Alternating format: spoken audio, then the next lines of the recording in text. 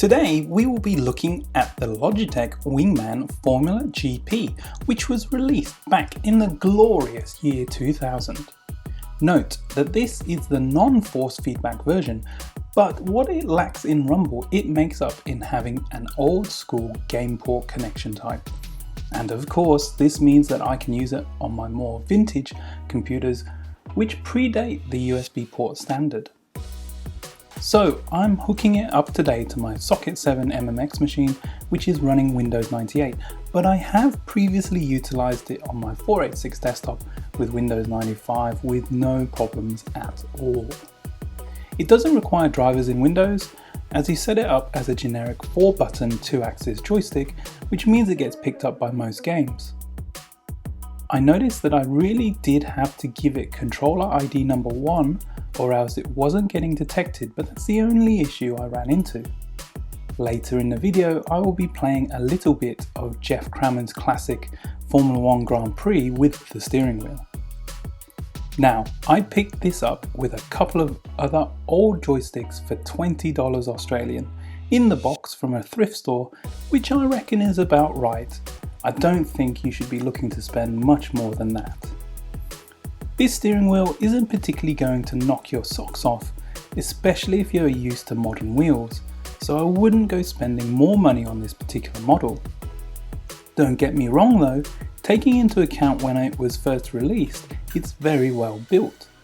The simple clamp system, although a basic design, does the job, and the springs in the wheel are holding up well for being nearly 20 years old. The yellow rubber and thumb grips are still soft and relatively ergonomic, and the foot pedals still retain a good amount of stiffness.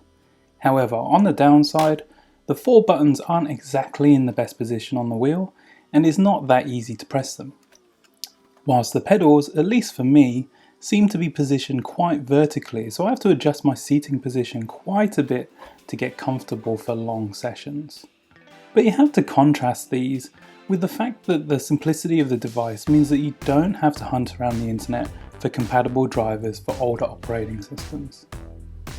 Back in the day, this was released alongside a more expensive force feedback version, which was more popular, and you will see these more often in the wild and characterized by its red wheel and power brick. Logitech at the time was going head to head with Microsoft and their Sidewinder brand, and I reckon that Bill Gates had the upper hand in this particular battle.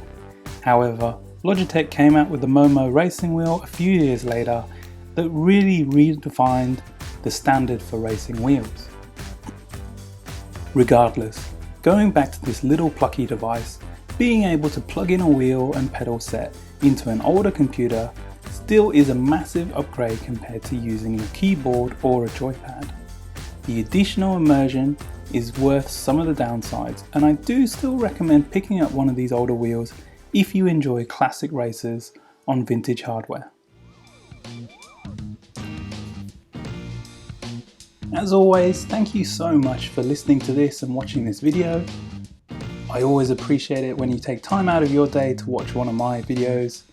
If you're interested in more 90s computing videos, then please feel free to look around my channel, consider subscribing, or post some comments. I'd love to hear what you think. See you in the next one.